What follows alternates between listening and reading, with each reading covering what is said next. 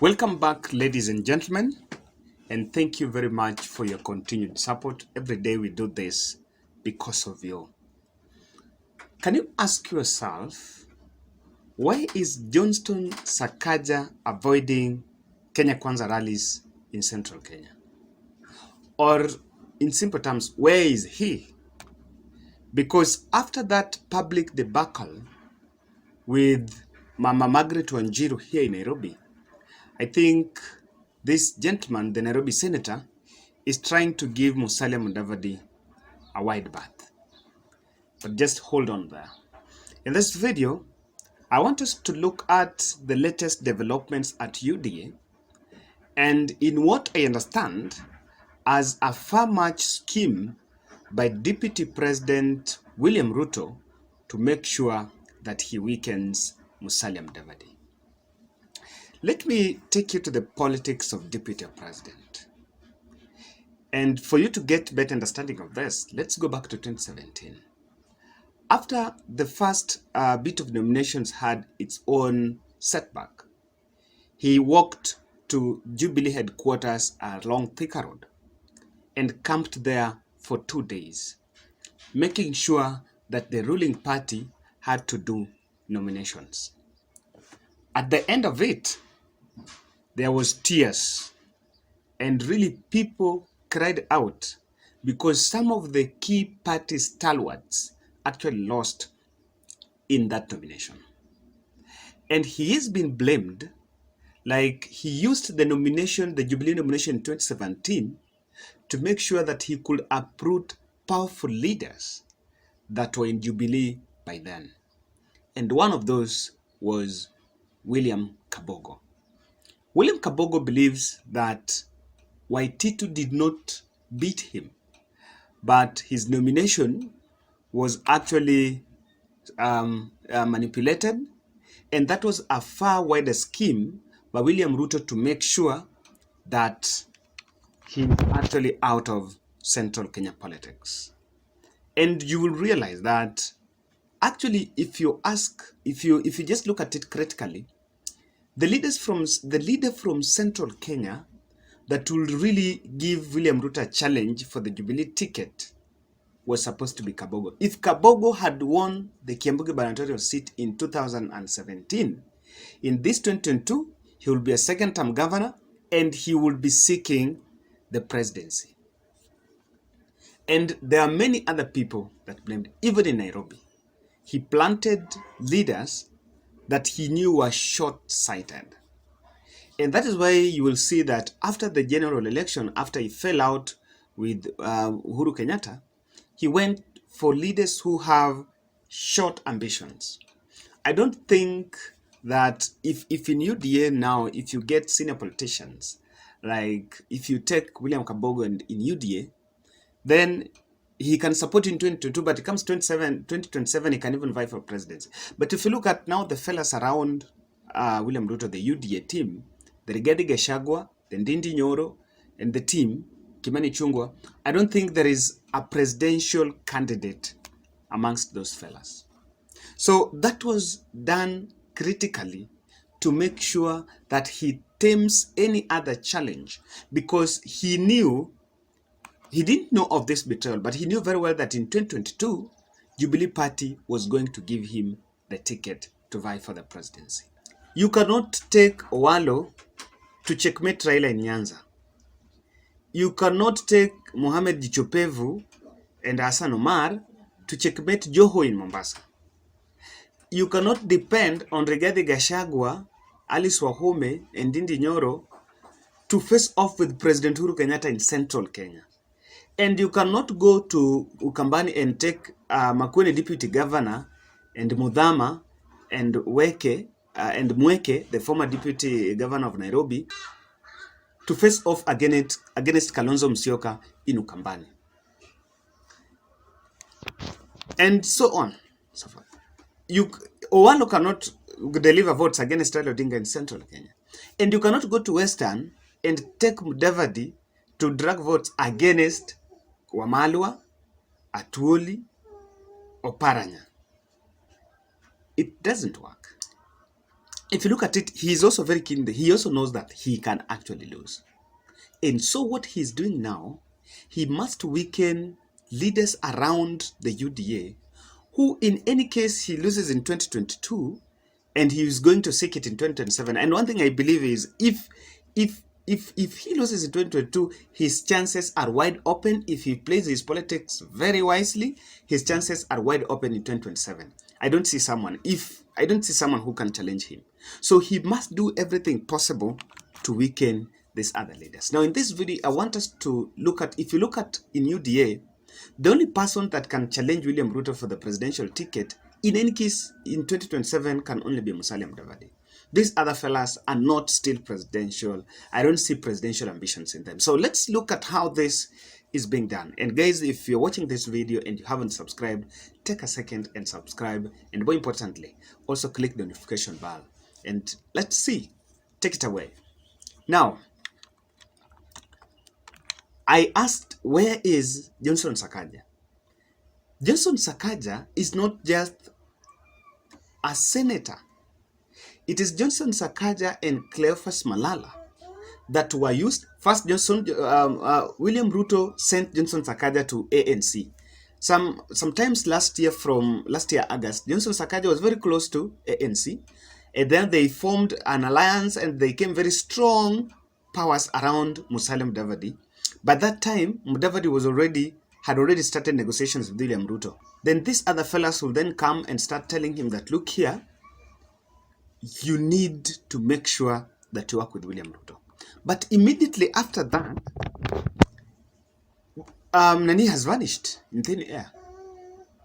After the rally in Nairobi, Johnson Sakaja is nowhere around UDA. So one thing I believe is William Ruto is removing this foot soldier technically around Musalia Mudavadi so that Mudavadi can remain lame. He doesn't have someone who is going to negotiate with him hapo mbele. That is number one. The fate that Mudavadi went through, the rejection that Mudavadi went through in Western Kenya after his alliance with Musalia Mudavadi was designed. And William Ruto knew this was going to happen. You know, people have been asking, why did he go for Musalia Mudavadi instead of going to take even Kalonzo? Because Kalonzo has votes. But one thing William Ruto knew very well is this rejection was going to be there. And with this rejection, let me ask you guys, even if Mudavadi really had been, after going to this UDA, William Ruto has the power, William Ruto has the resource, William Ruto has the clout, even to make calls to some of these MPs that shifted from ANC to this other, to the DAPK party. And you know, that is something that he could do. He could still help Mudavadi at least to get some few fellas, to get some few MPs to stick around him. But when he saw these people moving away, he knew very well that this guy is going to be weakened. And Mudavadi did not see that coming. William Ruto knew Deputy President is a very smart politician. He knew very well that he's not going to get votes there. He knows that he can only get Sachang from Bungoma. Busia is half Luo. Vihiga is bordering Luo. Kakamega has voted for Raila ever since. That was not going to be easy to change. But to make sure that you cut the legs of Mudavadi, because Mudavadi is the threat now when you look at 2022, 2027. And I believe that he did that to make sure that Mudavadi loses. I saw Mudavadi later sending Cleophas Malala and choosing Cleophas Malala as ANC chairperson, I don't know, in Kakamega County. That was cakes of a dying horse. And this move was very suicidal to the political ambitions of Musalia Mudavadi. I want you to listen to this clip when they were talking at Trans Nzoia, and the ANC team was seated there while the whole UDA brigade led by William Ruto saying that DAPK is just another version of ODM party. So if you say that, what you mean is you're already isolating ANC from Western Kenya. I thought they would have gone with a very positive message and telling people that instead of joining another party, join ANC. Huyu Eseli na Eugene wanaweza kutengeneza chama? Wako na uwezo ya kutengeneza chama? Hii ni watu wametengenezewa chama, ni kibaraka ya mtu ya kitendawili. Mimi nawauliza hawa wangwana, wacheni ukora. Kama nyinyi ni wanaine kamili, kwendeni ODM, msimame ODM na mtu wenu bwana kitendawili, ndio mkutane na sisi hapa Bungoma. Wacheni kujificha kwa chama ya ukora ati DAP. Hakuna chama inaitwa DAP, hiyo chama ni ODM. No one is talking about it. Thirdly, my other point on how this is being done technically is the Kakamega gubernatorial seat. Deputy President is very close to intelligence, and he's also been seeing what's happening at social media pages of Malala and Boni Khalwale. He knows that Boni Khalwale is not going to win that seat. Just go and check at Boni Khalwale's Twitter page. He keeps on saying that, oh, there are some leaders who want him to join ODM. I'm like, look here, who even wants you in ODM? ODM has 2 candidates eyeing that seat. Why would they leave Fernandez Baraza and Oparanyas deputy and start yelling for Khalwale? But what Ruto is doing, he wants Khalwale to go for that seat against the ODM candidates of Fernandez Baraza, because I think I should get that clip where I want to. Can you listen to this one here? Hapa chini governor mnataka nani? Fernandez Baraza. Huyo tutatuangalia chama, tunataka tutupe kijana wetu. Atuangalie chama huyo. Huyo ni kijana wetu. Usulu anasimama tena. Wetangula, they were told they are going to choose the other person. So they know very well that Nani cannot win. He knows very well that Khalwale cannot win. And so he wants Khalwale to vie for that seat in UDA, lose. And you never know. If Khalwale loses the governor's seat, Malala might go for the Senate seat and also lose. With that, you've always clipped out Musalia Mudavadi from Kakamega politics. And he doesn't know this. He also knew that Atuoli was going to oppose Mudavadi. And so to set Mudavadi against Atuoli, make sure you pull Mudavadi and Mudavadi goes his side. That is it. Let's look at the recent one I saw here. They were in Meru and they made this statement that now they are going to have principles. And in central Kenya, they convinced Kithure Kindiki to not to vie for the Senate seat in the Tharaka-Nithi, governor seat in Tharaka-Nithi, and then come in for the national politics. Then Rigathi Gachagua and Alice Wahome. Those were the central Kenya principles. Then in Western, there was Musalia Mudavadi and Wetangula. That strategy is going to weaken these fellas. First, one thing, and now let me say that he's also weakening this other team from Central Kenya. He's setting up Rigathi Gachagua and Alice Wahome against Uhuru Kenyatta in Central Kenya. It's something he knows very well that these fellas are going to face heat on ground. I am looking for a situation where the 3 fellas from Central Kenya are going to campaign there against the Jubilee team. It's going to be hot and they are going to go to political oblivion. They are going to be in the garbage. Then if you go to Western Kenya, he's setting up Mudavadi against the other fellas. So this is the script. It will be like how many, if the Central Kenya is leading their team and Western is leading their team, how many are you bringing on board? When you do that zoning campaigns, the zoning campaigns will work against Musalia Mudavadi because Mudavadi doesn't have numbers in Western Kenya. Mudavadi only has a euphoria with the earthquake, and only when he is close to deputy president. But when he's shelled out of deputy presidents in a cabinet, Mudavadi do not have a chance. Another thing I've realized is William Ruto is convincing Kithure Kindiki to come for national politics. Between Rigathi Gachagua and these other fellas, he's going to get some fellas who are not going to seek re-election and will come to national politics. And so he has soldiers that he has at the top.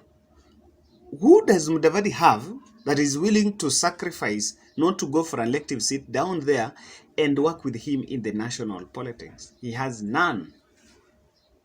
So William Ruto will be alone up there. He will not have, Mudavadi will not have someone to run the errands when they're actually working with William Ruto. And I can tell you that this is one thing that is going to work against these fellas.